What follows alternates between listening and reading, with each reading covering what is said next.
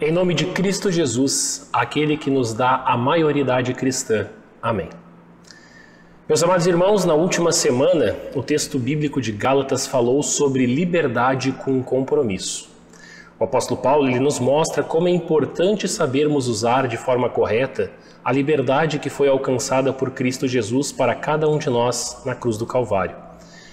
E na continuidade do texto de Gálatas, Paulo agora então nos mostra as responsabilidades que nós assumimos como cristãos. Em nossa vida terrena, dizemos que a partir de determinada idade nós temos responsabilidades.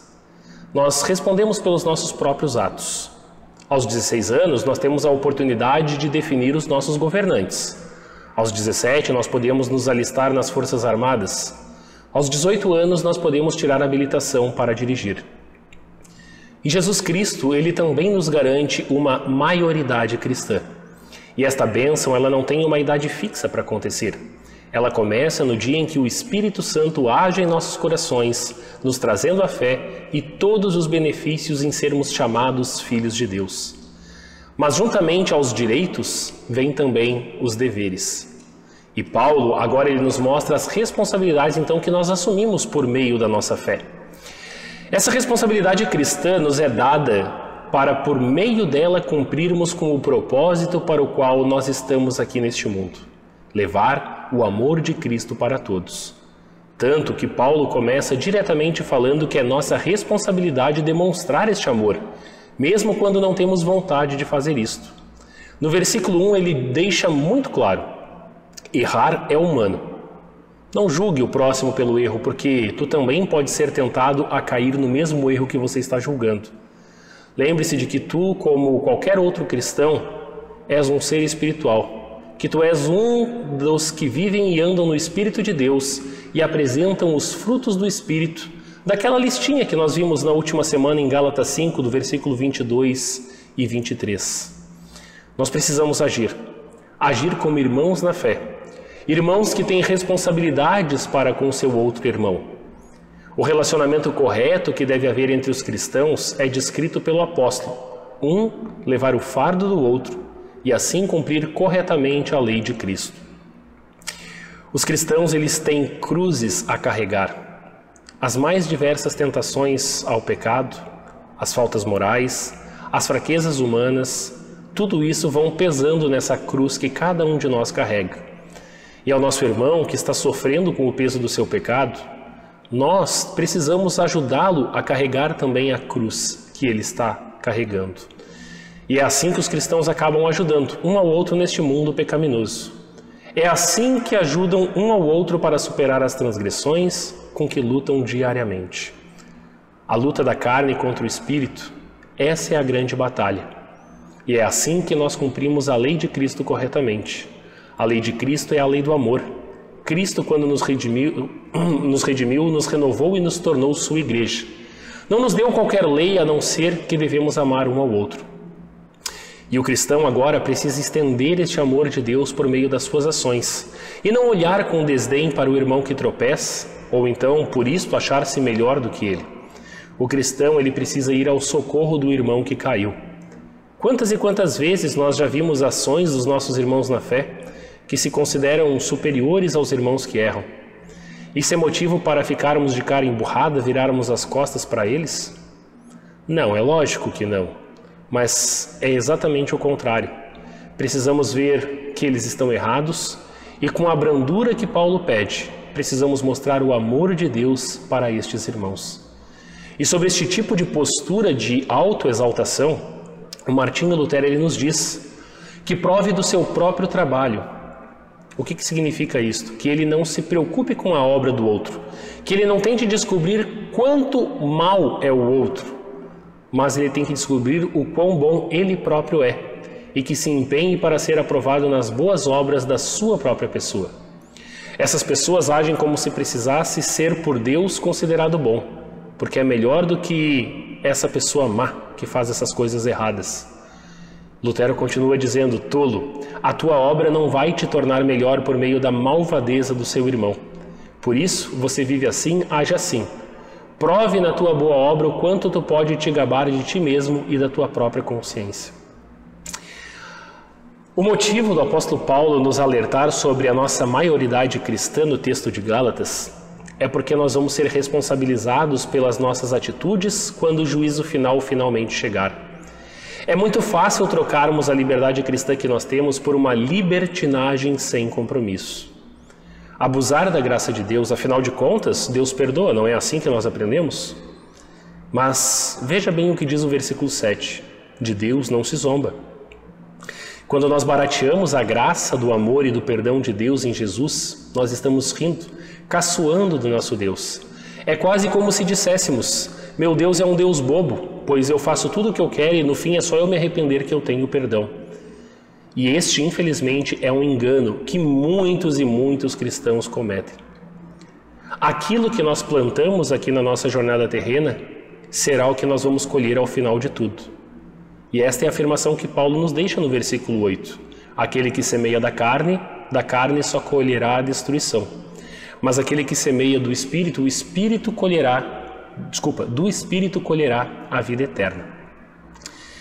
Esforços sem medidas deveriam ser tomados da nossa parte com relação a essa nossa responsabilidade cristã para com o nosso bom Deus. Nós não devemos nos cansar de fazer o bem. Os espíritas são pessoas que leem muito este versículo, mas o engano dos espíritas está em ver neste versículo apenas um ato de caridade, onde se terá a oportunidade de ajudar o próximo quando ele estiver num momento delicado. O texto não fala somente disso, fala muito mais. O bem ao qual o apóstolo Paulo está se referindo no texto diz respeito a toda a vida do cristão. Ele fala do amor do cristão para com seu Deus, mas fala também do amor do cristão ao seu próximo.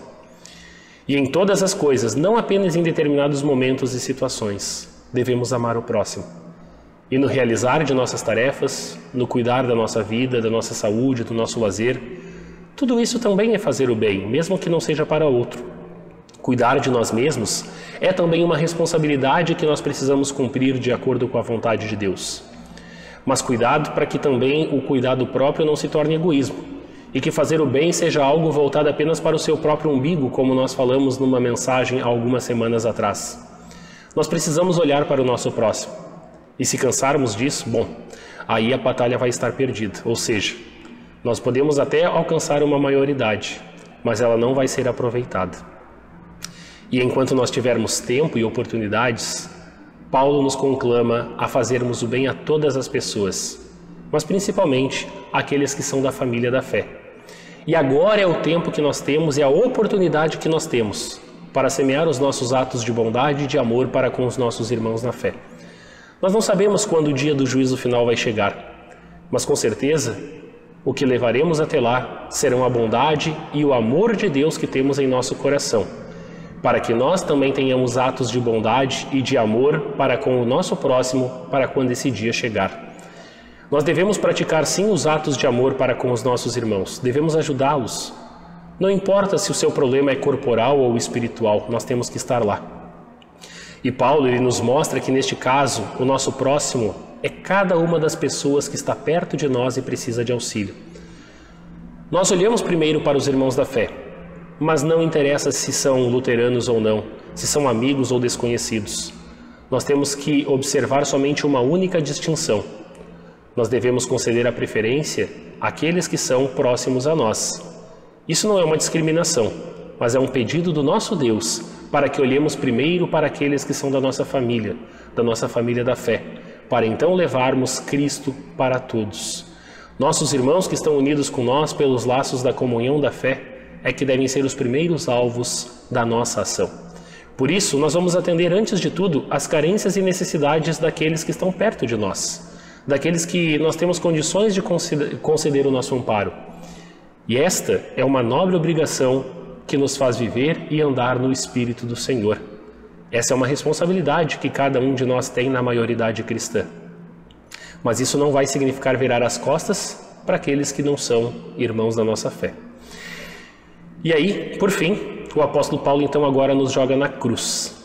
Calma, não está nos jogando na cruz como fizeram com Jesus, mas Paulo está nos apontando para a cruz para mostrar como nós atingimos essa maioridade. Ele mostra que o cristão pode se orgulhar do triunfo da cruz de Cristo. que por meio da cruz Jesus venceu a nossa carne pecadora e que de modo eficaz ele venceu o poder do mundo sobre nós e que pela cruz ele venceu o amor carnal pelas tentações desse mundo. Foi por meio da obra na cruz que foram concedidas a justificação e a salvação através do Cristo crucificado. E este é o único e exultante orgulho que nós podemos ter. A nova criatura que Paulo cita é a regeneração da alma através do poder de Deus nos meios da graça, palavra e sacramentos. E somente isto que coloca uma pessoa no relacionamento certo com Deus. E este é o conforto glorioso que todos nós temos. Essa é a nossa marca, essa é a nossa maioridade cristã. Nós somos crucificados para o mundo, mas estamos vivos para Cristo e em Cristo, porque esta é a condição dos cristãos que se tornam novas criaturas pelo poder do Espírito Santo. Temos nova vida em Cristo. E todos aqueles que seguirem com as suas responsabilidades cristãs, Paulo lhe diz: a você que alcançou a maioridade cristã, a você que entende como levar o amor de Deus e a bondade de Deus que vem a você para o seu próximo. Paz e misericórdia de Deus sejam sobre vocês. E por fim, quando as dificuldades aparecerem, quando o mundo tentar falar mais alto do que a tua fé, lembre-se: eu possuo a marca de Cristo em mim. Não como Paulo, que tinha marcas, traços, cicatrizes, feridas, vergões de várias perseguições que ele foi obrigado a suportar em seu ministério apostólico. Mas nós temos a marca da cruz de Cristo dentro de nossos corações. Essa marca está atestando a nossa presença na família real de Deus. E ela nos auxilia a cumprir com as obrigações da nossa maturidade espiritual, da maturidade cristã que nos foi dada pelo Espírito Santo. Hoje, você cristão sabe que tem a maioridade cristã e junto com ela as bênçãos e as obrigações. E como diz Paulo: irmãos, a graça de nosso Senhor Jesus Cristo seja com o vosso espírito. A graça que nos foi dada pela obra salvadora de Cristo é o dom maior que Deus pode conceder.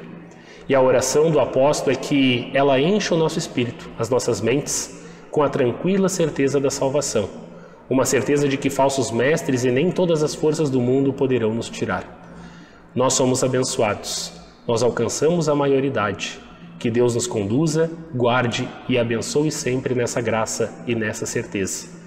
Parabéns você, cristão, que entende que Deus o alçou a este ponto, para que você possa continuar a mostrar, por meio da sua fé, a marca de Cristo Jesus que está em você. Que Deus abençoe a ti, a mim, a toda a igreja. Por Cristo Salvador. Amém.